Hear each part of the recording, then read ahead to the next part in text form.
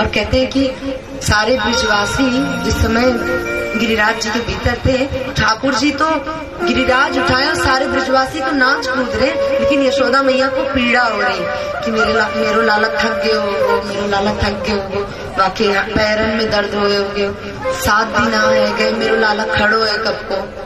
तो यशोदा मैया ना ठाकुर जी के चरण में घी मलती थी कि कुछ ताकत आए उसके पैरों में, ठाकुर जी के हाथों में घी मलती थी, मक्खन लगाती थी। कहती लाला तो पता है अभी तक मैं जीवित क्यों, क्योंकि तेरो गिरधर स्वरूप मेरे हृदय में अटक गए हो, मेरो मन गिरधर छवि पे अटके।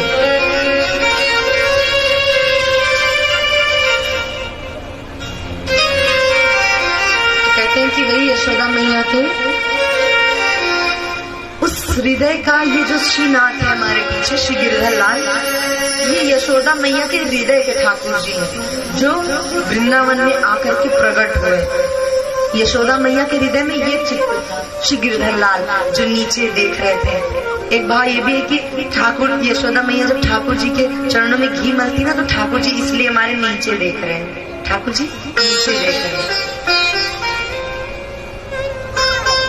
यशोदा मैया बता रही है कि लाला मैं इसलिए जीवित हूँ क्योंकि आज तक तेरो वो छवि मेरे अंदर अटको है, वो मुझे मरने भी नहीं देता। कहते हैं कि इस प्रकार से कुरुक्षेत्र में आकर के ब्रजवासियों, सारे ब्रजवासी ठाकुर जी से मिले और फिर उसके पश्चात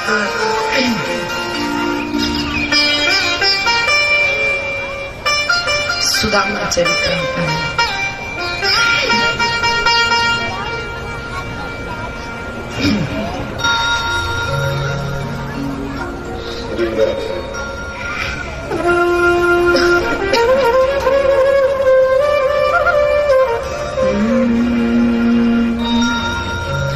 कृष्ण स्यासीद सखा कश्चित्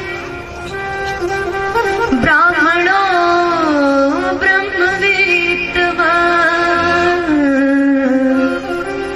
विरक्त इंद्रियार्थेषु प्रशांतात्मा जितेन्द्रिय।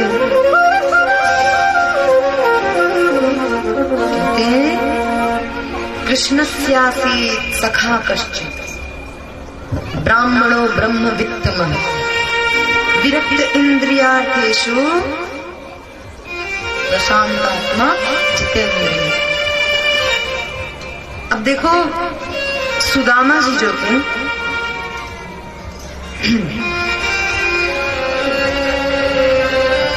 वो ठाकुर जी के कौन थे?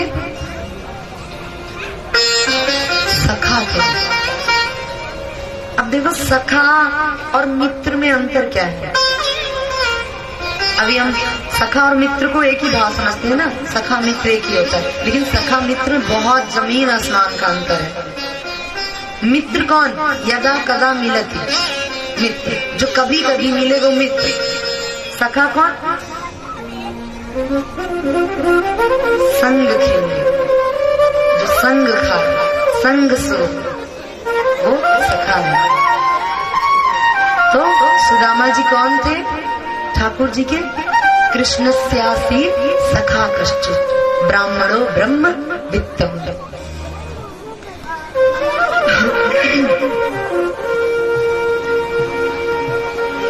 कहते हैं कि सुदामा जी ठाकुर जी के सखा थे।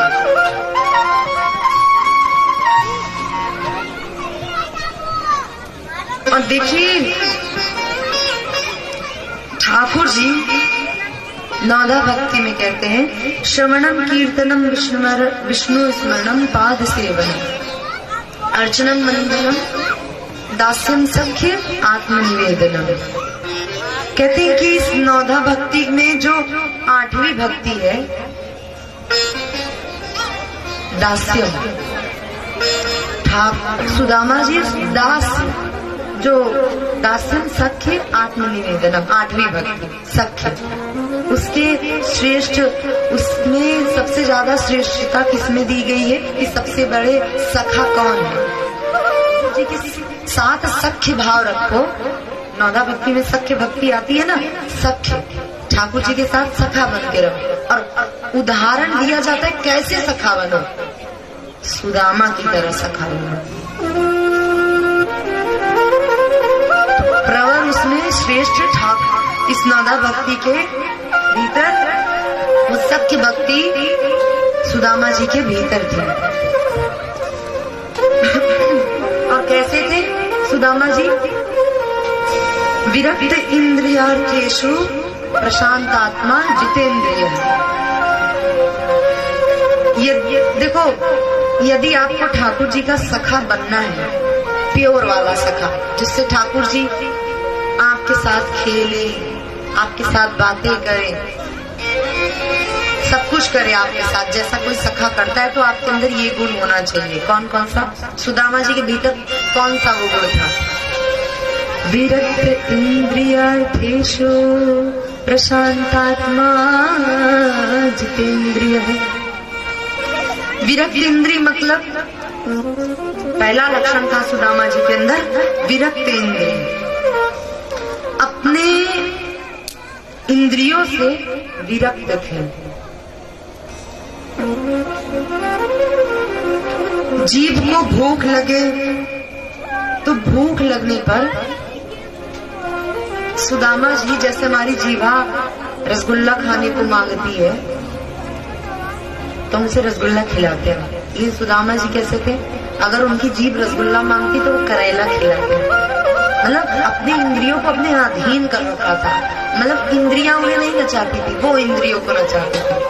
इंद्रिय दमन, इंद्रियों को संयम में रखते थे, अपनी इंद्रियों को ज्यादा मचलने नहीं देते थे, अपनी इंद्रियों की इच्छा को पूरा नहीं करने देते। अब देखो हम लोग